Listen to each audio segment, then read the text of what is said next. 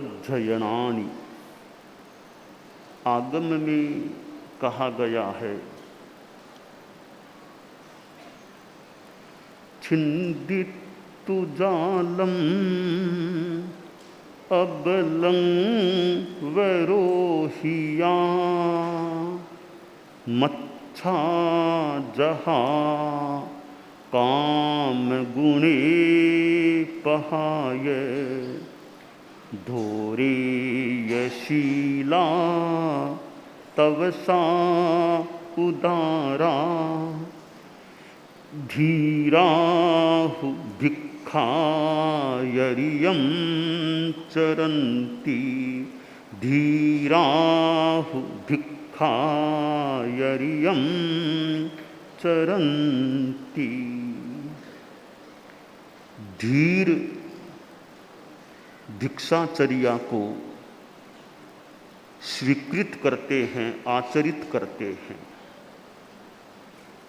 साधुत्व का ग्रहण होना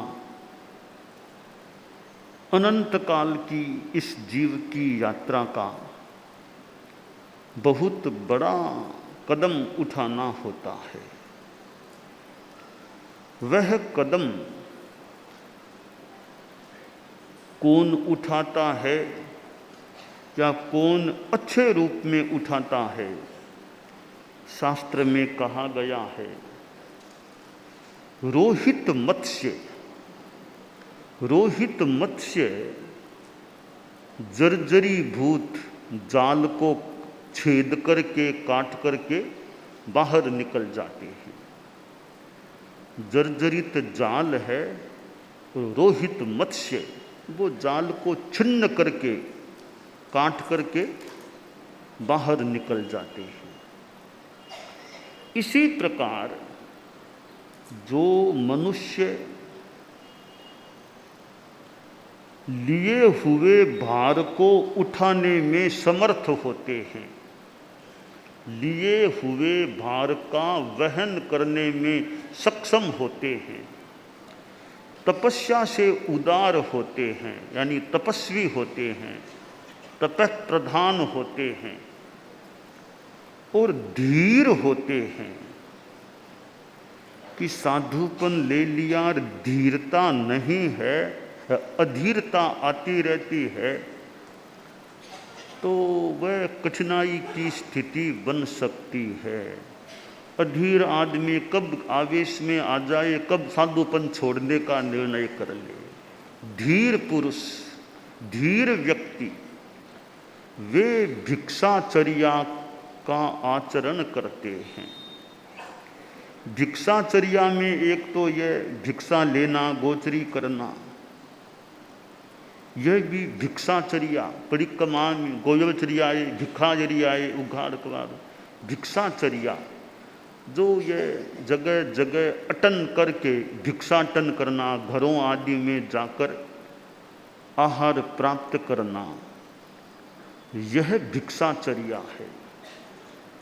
इसका दूसरा अर्थ, यह सारा साधु का जीवन ही भिक्षाचर्या मान ले, यानी भिक्षु की चर्या है।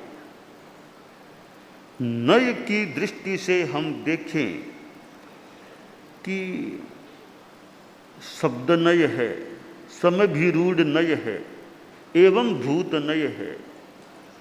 भिक्षते इत्येवं शीलो भिक्षु।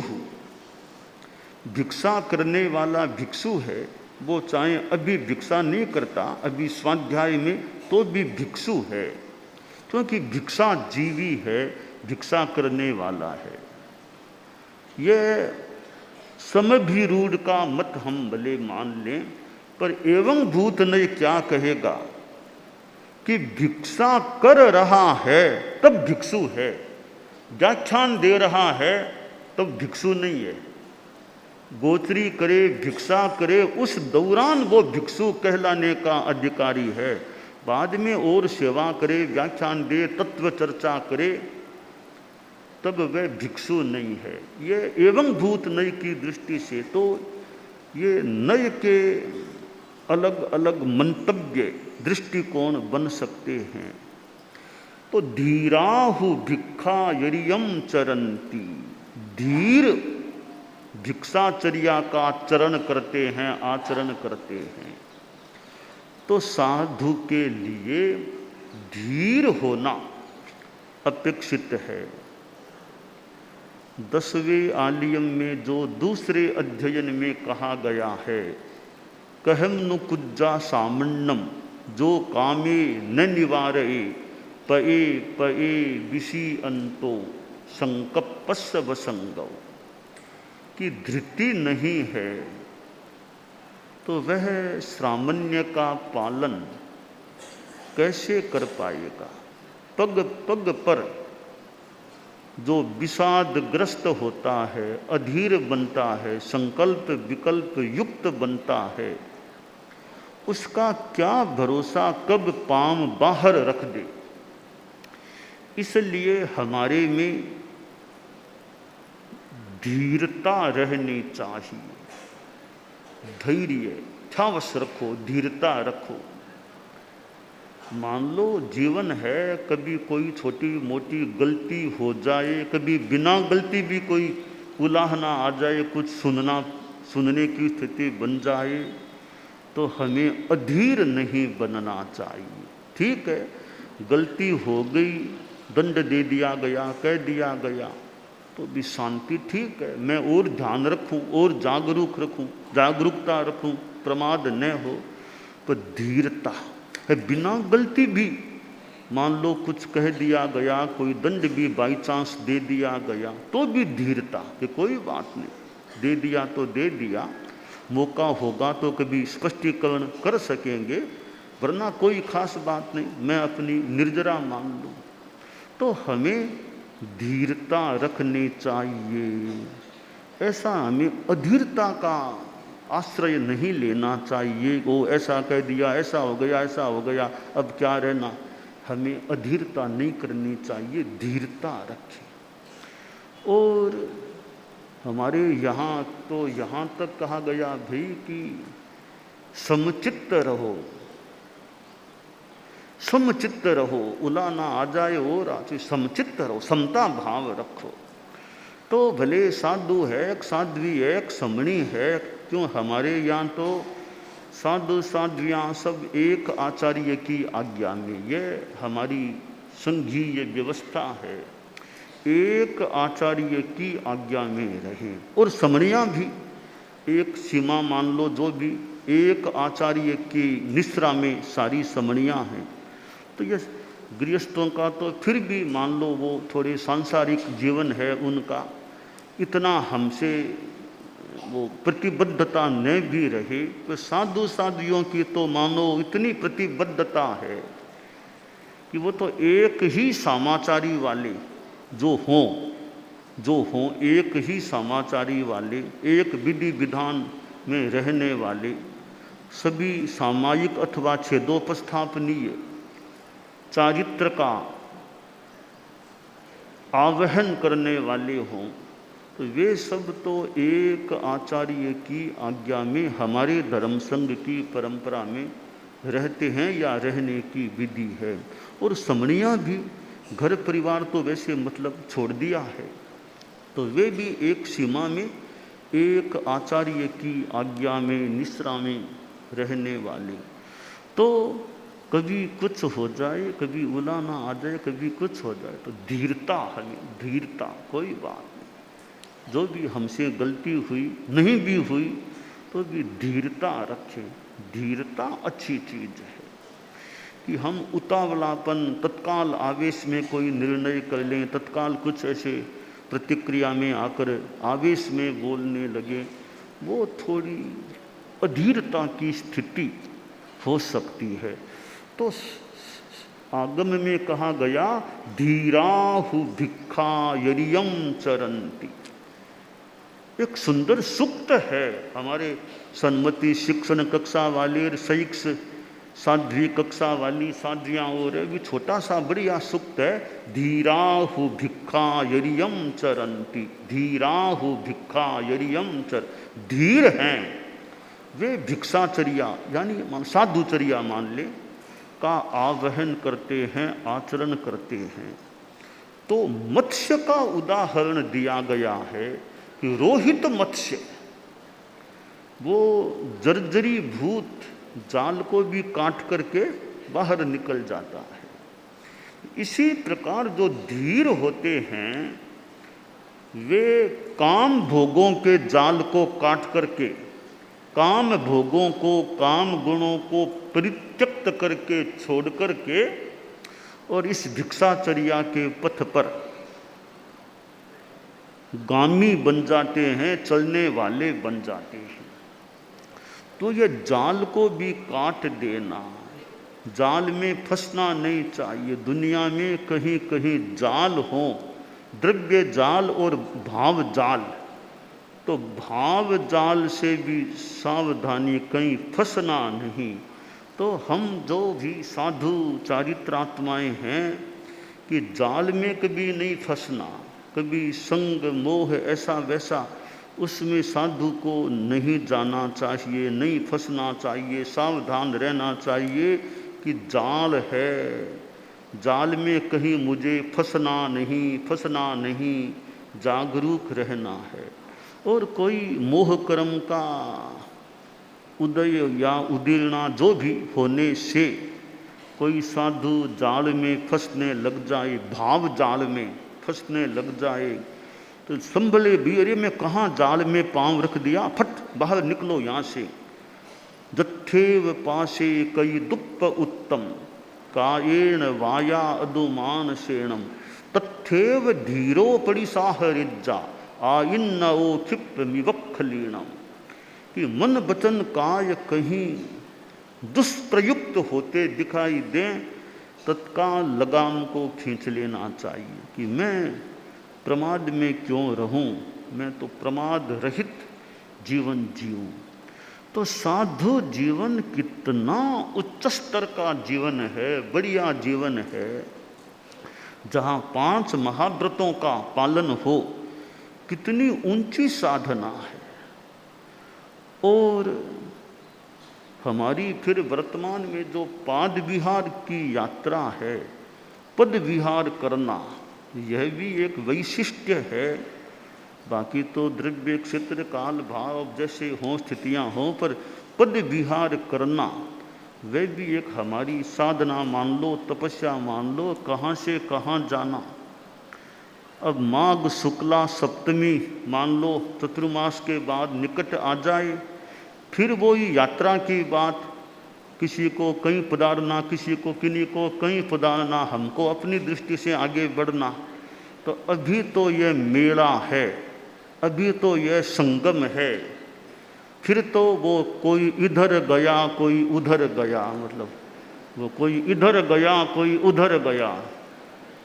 तो एक बार तो समवाय, अभी तो समवाय है, तो चतुर्मास मान लो, कल्पना करे संपन्न हो जाए, माघ महीना शुरू हो जाए, माघ शुक्ला सप्तमी आ जाए, और सप्तमी का मान लो प्रोग्राम पूरा हो जाए, फिर तो भाई हमें उधर जाना, हमें इधर जाना, उधर जाना, भी तैयारी करो, फिर तैयारी करो, तैयार करना है।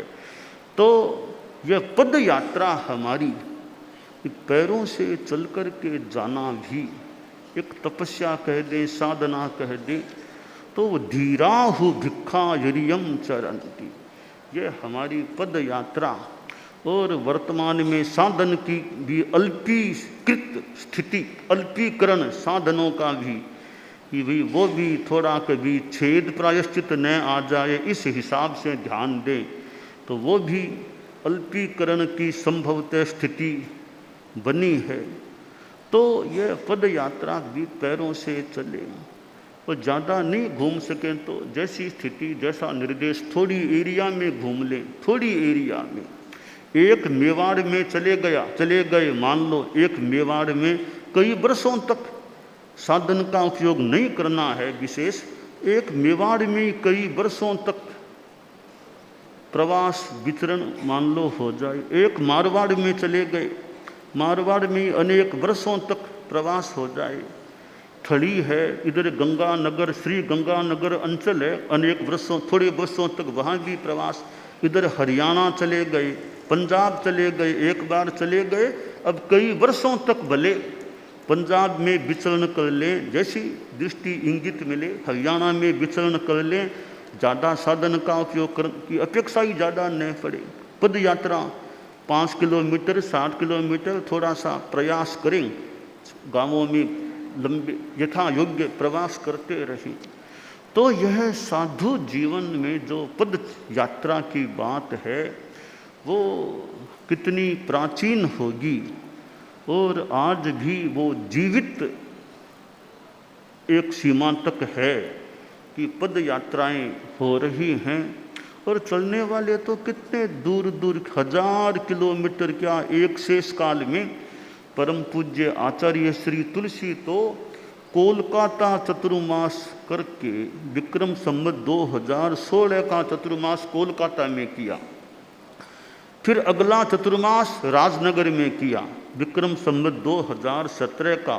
एक शेष काल में कहाँ कोलकाता और कहाँ राजनगर, पदार्थे पदार्थे ठेठ सरदार शहर होते हुए कहाँ मेवाड़ पधारे थे। एक शेष काल में कितनी लंबी यात्रा गुरुदेव तुलसी की हुई थी। तो गुरुदेव तुलसी की जीवन की यात्राओं में हम देखें तो कोलकाता से राजनगर की जो शेष काल की यात्रा हुई थी वो बहुत लंबी उनकी पद यात्रा प्रतीत हो रही है। तो और भी हमारे साधु साध्वियाँ और जो यात्राएं करते हैं उतनी लंबी हो न हो पर पद यात्रा होती है। कहाँ उड़ीसा, कहाँ दक्षिण भारत, कहाँ पूर्वांचल, पूर्वोत्तर और कितने क्षेत्र हैं। जगह जगह चारित्रात्माएं पहुँचते हैं, विचरण करते हैं। तो पद यात्रा से जाना, इतना लंबा एक गमन करना, विहरण करना, हमारे यहाँ बैठे चारित्रात्माओं में कोई दक्षिण भारत की यात्रा किए हुए, कोई पूर्वांचल उधर यात्रा किए हुए कितने चारित्रात्माएं होंगे जिन्होंने जगह जगह विचरण किया है, चतुर्मास किए हैं, प्रवास किया है। और परोपकार का भी एक माध्यम, जगह जगह जाते हैं तो परोपकार भी हो, किसी को समझाएं, व्याख्यान दें, प्रोग्राम करें, ज्ञान दें, किसी को मुमुक्षु बनाने का प्रयास करें, मुमुक्षु बना दें तो कितना एक अच्छा उपकार का भी काम हो सकता है। तो साधु साध्वियाँ यहाँ हैं, कभी न्यारा में भी विचरें तो परोपकार का काम, तो भी मुमुक्षु बनाने का भी हमारा प्रयास जितना संभव हो सके, जिसके अनुकूलता हो तो मुमुक्षु बनाने का भी प्रयास करे भी कि मैं अपने जीवन में कितने मुमुक्षु बना सकूं। मुनिश्री पृथ्वीराज जी स्वामी थे, पुराने अभी तो जसोल वाले पृथ्वीराज जी हैं, ये तो पुराने हमारे मुनिश्री पृथ्वीराज जी स्वामी, उन्होंने कितने मुमुक्षु तैयार कर दिए थे, कितने मुमुक्षु तैयार किए। तो उन पृथ्वीराज जी स्वामी ने कितने किए। मुनि पृथ्वीराज जी जसोल भी सोचें कितने मुमुक्षु उन्होंने कितने किए थे। तो कितने जितने अनुकूलता, एक पृथ्वीराज जी क्या और भी कितने राज जी हमारे हैं, कितने मुनिश्री हैं, कितने साध्वी जी हैं। तो भी मुमुक्षु तैयार करने का सख्त प्रयास करें। अपने नाटीले संसार पक्षीय उनमें ध्यान दें, औरों में भी ध्यान दें कि कैसे बालकों को और को 22 छोटी बालिकाएं और हैं जो योग्य लगे, कि कैसे उनमें भीतर में संस्कार बीज हों, तो कैसे अंकुरित पल्लवित पुष्पित करने का प्रयास किया जा सके। धीराहु भिक्षा यरियम चरंती, कि उनमें भिक्षाचर्या चरण की क्षमता है या नहीं। प्रयास करें भिक्षाचर्या चरण की क्षमता उद्भूत हो जाए और वे मुमुक्षा को प्राप्त हो जाएं। साधु जीवन है कि उसमें तो हम तो रमते योगी हैं कि अपना विचरण करें, अपनी अच्छी साधना करें और जितना परोपकार का काम हो सके परोपकार करें।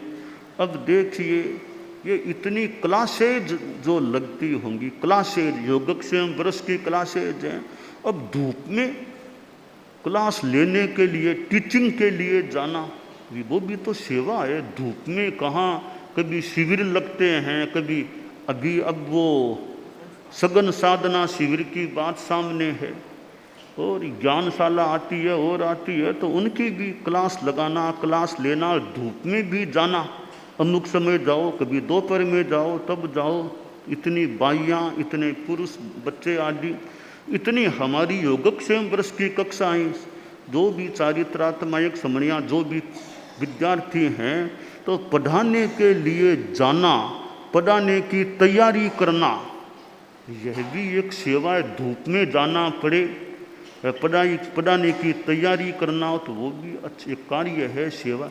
पढ़ने वाले भी धूप में जाते हैं, पढ़ने वाले भी, वो तो क्या प्रवचन में भी अब व्याख्यान के बाद जाएं तो धूप तो हो सकती है ना, ठेठ प्रज्ञा निलयम तक और अमृतवाणी तक। प्रज्ञा निलयम इधर ये अमृतायन है, इधर समाधि वरम है, इधर गौतम ज्ञानशाला तो फिर भी निकट है।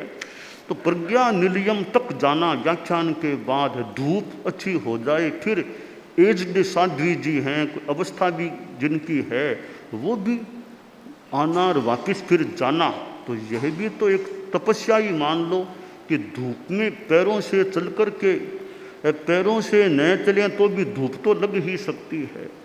तो यह भी तपस्या कह दें, साधना कह दें, परिश्रम कह दें, तो पढ़ाना भी एक सेवा है। किसी को आगम बचाना और कोई क्लास लेना, बच्चों को, साधु साधियों को, समनियों को टीचिंग करना भी एक सेवा है, साधना है, और पढ़ना भी काम है। अब धूप में ये क्लासें कहाँ, समाधि वरम में वो साधियाँ वगैरह जाती होंगी, साधियाँ समनियाँ जो भी, इधर ये बोधि ग्रीम होगा, तो धूप में चलना होता है। तो ये जेठ का महीना, मई का महीना, और हमारे विद्यार्थी ये जो हैं, साधु साधियाँ समनियाँ जो भी हैं, बच्चे भी इस धूप में, गर्मी में आए हैं। मई जेठ के महीने में अभी संस्कार निर्माण शिविर हुआ, इस गर्मी में बच्चे आ गए, और अब यह सघन साधना शिविर, इधर यह ज्ञानशाला के बच्चे इस मई जेठ में भी आते हैं। तो ऐसे तो भी के बच्चे लोग कोई ऐसे ही घूमने के लिए जाएं, देख जाए, तो भी देखना तो यहीं देख लो, यहीं देख लो, जैन विश्व भारती में देख लो, इतने साधु साधु हैं, दर्शन कर लो उनके। तो यह तपस्या के अनेक रूप होते हैं। और तपस्या करने वाले मुनि नमी कुमार जी आते हैं कि पचकाओ, अरे ये कोई दाल रोटी है क्या तपस्या? पहले की थी, कुछ दिनों पहले तो पालना हुआ ही था, तो फिर तपस्या शुरू कर दें। कोई समझ से परे की बात, थोड़ी समझ से परे की बात है।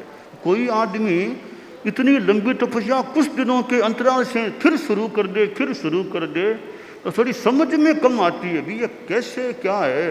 अभी तो की थी लंबी तपस्या, फिर तपस्या।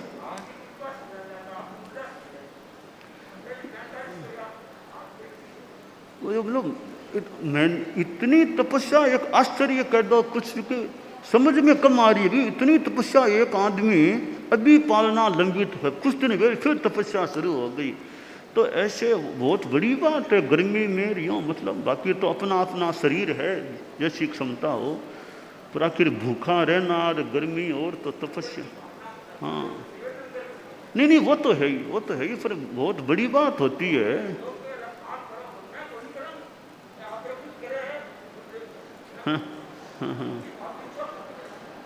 तो मैं तो मतलब मेरे देखने में तो ऐसे बार बार तपस्या करने वाले मुनि जी मैंने तो संभवतः पहली बार ही देखे होंगे ऐसे।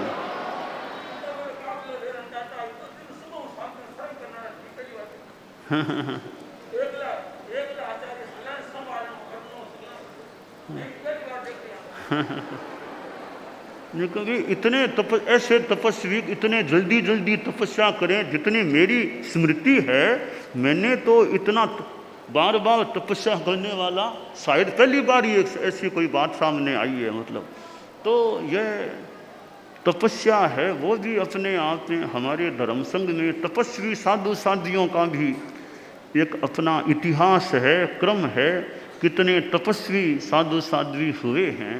तो ये जो आगमकार ने कहा है, धीराहु भिक्षा यरियम चरंती, धीर व्यक्ति ही भिक्षाचर्या का चरण आचरण करने वाले हो सकते हैं।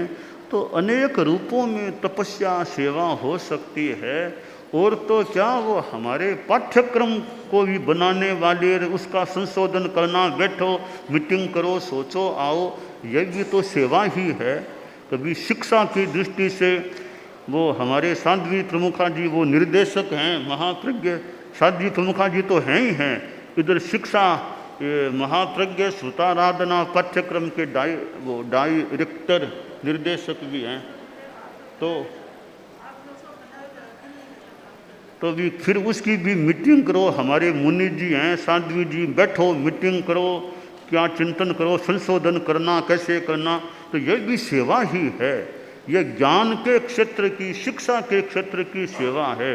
कोई हमारे साहित्य के काम में लगे हैं, मैं तो वो विज्ञप्ति भी कोई आए सप्ताह विज्ञप्ति तैयार करो, वो भी तो एक सेवा ही काम। ऐसा आए सप्ताह आगे से आगे विज्ञप्ति विज्ञप्ति विज्ञप्ति। और भी कई साधु साधियाँ साहित्य के क्षेत्र में साहित्य समिति है।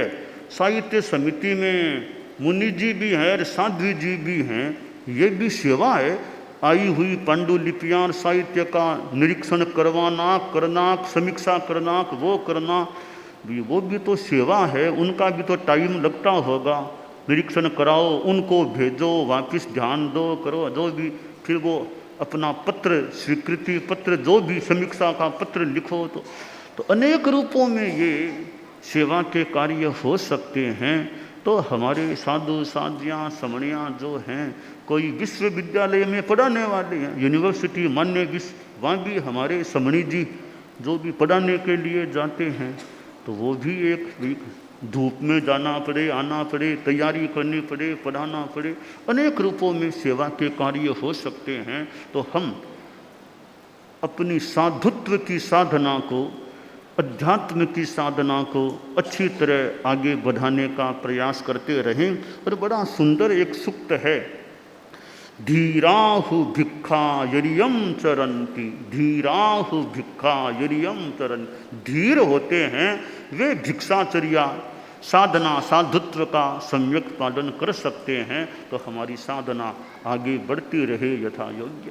ओम परम दानान सिद्धम अभयपयानम सच्चेषु या अनवज्जं वयन्ति तवेषु या उत्तम बंभचेरम लोगुत्तमे समणेनाय पुत्ते।